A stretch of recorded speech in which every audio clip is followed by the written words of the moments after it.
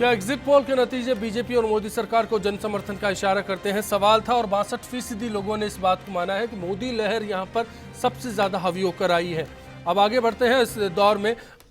पूनम चंद भंडारी साहब, मोदी लहर का जवाब है आपकी पार्टी के पास? कहां पर होगा और कैसे होगा? मोदी जी लहर थी से 2014 के अंदर, लेकिन लगातार जिस तरह मोदी जी भाषण दिया करते थे, जिस स्तर से नीचे मोदी जी जा चुके हैं, देश में कोई काम नहीं किया है, न 15 लाख रुपए जनता को टैक्स के बाहर से लाद दिया गया है, सर्विस टैक्स 2.5% बढ़ा दिया गया है, पेट्रोल के दाम लगातार बढ़ते आ रहे हैं, बेरोजगारी बढ़ती आ रही है। कौन सा एक भी काम ऐसा है जो मोदी ने करके दिखा दे, मुझे बता दिए। या राजस्थान में वसुंधरा करके बता दिया, हमने दिल्ली में काम किया, पानी फ्री किया, बिजली दाम ठीक। आपको लगता है कि दिल्ली का रिफ्लेक्शन आपके बाकी राज्यों पर आएगा, बाकी के राज्यों पर आएगा?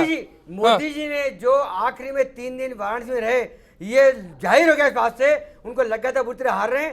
3 दिन वाराणसी में, मतलब 3 दिन क्या कांग्रेस के पास मोदी लहर का जवाब है? आज भी इस चुनाव में जाहिर कर देगी कांग्रेस? हाँ, मेरे पास जवाब है इसका। लहर कुछ नहीं है। आप हर बार लोग कहते हैं मोदी जी की लहर है, लहर नहीं। उस वक्त जनता देश की झांसे में आ गई थी।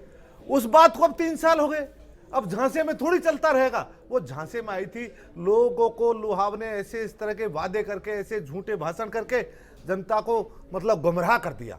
आज स्थिति क्लियर हो गई है, प्रदेश की भी, देश की सरकार की भी। आज जो हालात है, किसी तरह की कोई लहर नहीं है इस वक्त। पूरे मतलब 5 राज्यों में भारतीय जनता पार्टी को लोग नकार रहे हैं। इसके रिजल्ट आपको कल देखने को मिलेंगे। ओम सैनी जी, एग्जिट पोल, अगर एग्जिट पोल साबित हो जाता है तो क्या माना जाएगा करिश्मा मोदी लहर का है? नहीं, निश्चित रूप से फिर हमें मानना पड़ेगा कि इलेक्शनिंग की जो रणनीति मोदी जी और अमित शाह के पास में है, बाकी दलों के पास में वो नहीं है।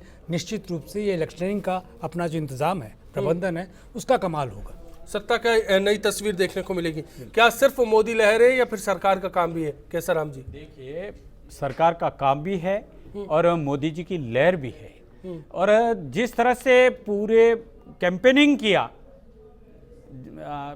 इलेक्शन को, आप कह रहे हैं कि बीजेपी का वजूद नहीं है पूरी चुनाव कैंपेन में, सिर्फ एक चेहरे का कमाल है, पार्टी इतने बड़े संगठन का कमाल नहीं। चुनाव का कैंपेनिंग, चुनाव की व्यवस्था, काम तो कुछ किया ही नहीं। अमित शाह कोई काम तो बता दो। एक बार बोलने दीजिए, उनको बोलने दीजिए, शायद आ जाए आपका जवाब। ये सारे गड़बड़ बता रहे हैं, उन्होंने काम नहीं किया। आज की तारीख में आप जो एग्जिट पोल की स्थिति देख रहे हैं जी, उसमें सारी जगह पे भाजपा को आगे बढ़त लिए बता रहे हैं। वो सब गलत कह रहे हैं, ये इनकी तरफ से जो कह रहे हैं वो सही है। 5 काम बता दो। अरे चलिए, मैं काम देखिए, कल दोपहर तक तस्वीर भी साफ हो जाएगी जी। 50 साल तक कांग्रेस ने काम किए, क्या किए?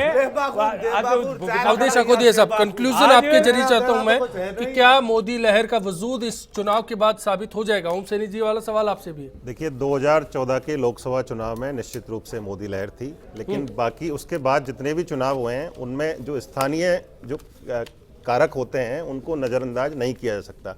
यदि मोदी लहर होती तो दिल्ली में भी बीजेपी जीतती और बिहार में हम नकार रहे हैं, लेकिन हमारे सामने हरियाणा और महाराष्ट्र का नतीजा भी था। देखिए, हरियाणा का चुनाव हुआ था तुरंत बाद, महाराष्ट्र में पूर्ण बहुमत बीजेपी को नहीं मिला था। ये आप याद रखिए। आप शिवसेना के साथ गठबंधन से वहां पर सरकार है, दोनों दल अलग अलग लड़े थे। तो यदि आप उस ट्रेंड को भी आगे ले जाते हैं तो जो पूरी जो तस्वीर बनती है वो उस तरह की नहीं बनती है जो एग्जिट पोल में दिखाई जा रही है। यदि वो एग्जिट पोल की तस्वीर सही साबित होती है तो फिर मोदी का चेहरा और भाजपा की चुनाव लड़ने की जो रणनीति है पूरी, वो काम आएगी और उसको हम पूरा श्रेय देना यूपी में मुद्दे हावी रहे या मोदी?